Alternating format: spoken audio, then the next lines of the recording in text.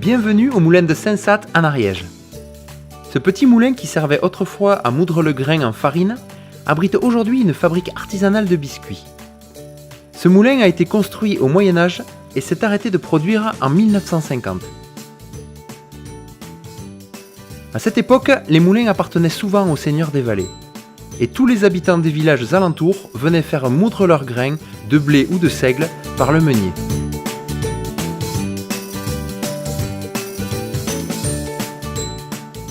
Ce type de moulin fonctionne grâce à l'énergie de l'eau. Elle entraîne tout un système permettant de transformer le grain en farine. Mais comment fonctionne-t-il en détail? C'est ce que nous allons voir en 4 étapes.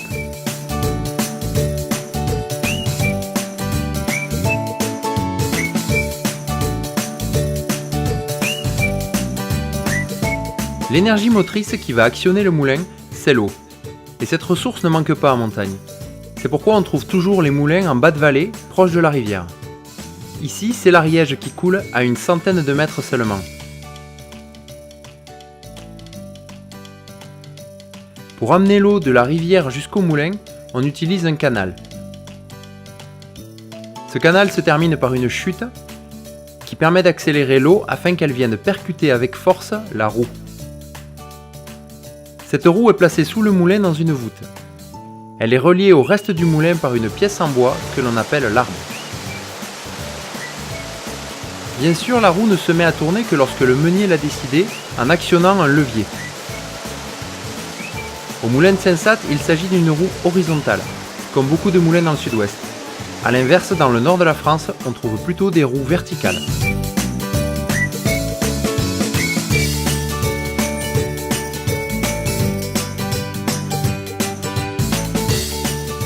À l'intérieur du moulin, on trouve les meules.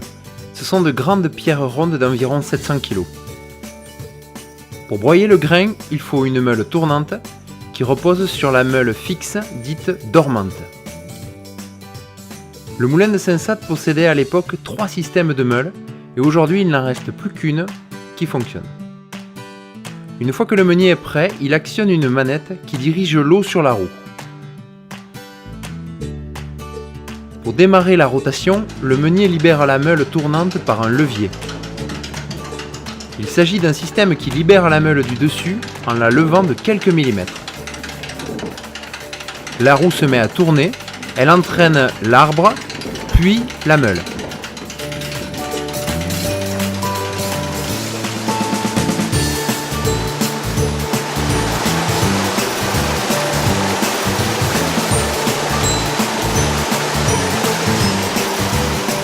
Enfin, au bout de la chaîne, il y a un axe cannelé qui se met à tourner. Ensuite, le meunier verse le grain dans ce que l'on appelle la trémie.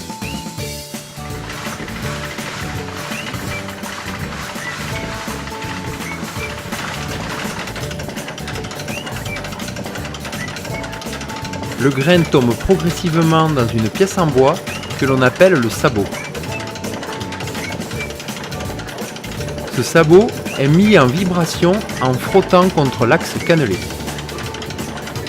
Ainsi, en tapant, le grain tombe au milieu puis passe entre les deux meules.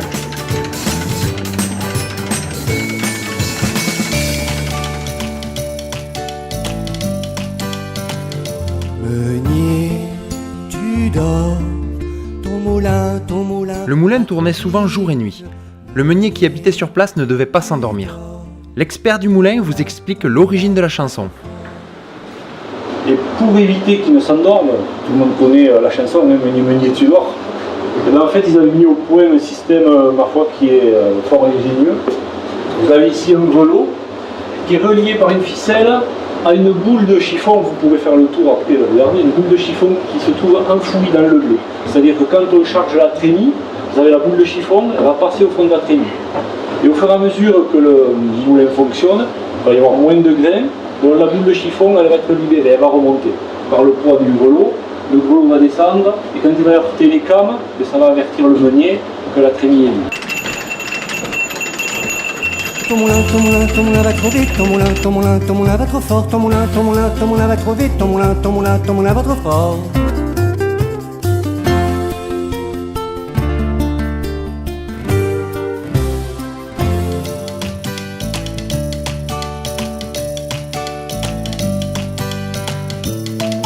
Avec la force centrifuge, le grain va être broyé et sortir sous forme de farine complète. C'est ce qu'on appelle la mouture.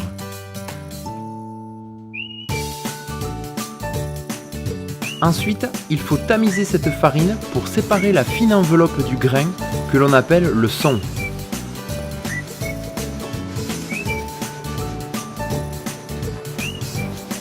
Vous pouvez utiliser pour cela un tamis ou alors, plus efficace, une machine que l'on appelle le blutoir.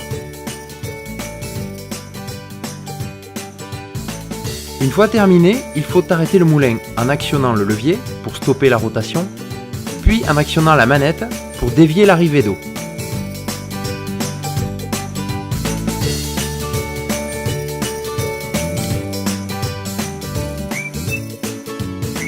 Dans la biscuiterie du moulin, on utilise de la farine qui est produite par un moulin similaire en Basse-Ariège. Il fabrique une farine de très grande qualité à partir de blé issu de l'agriculture biologique. Par ce procédé ancestral du moulin à eau, la farine n'est pas brûlée, contrairement à la production industrielle. Elle garde donc toutes ses propriétés nutritionnelles, la qualité gustative que l'on retrouve dans le goût des biscuits du moulin.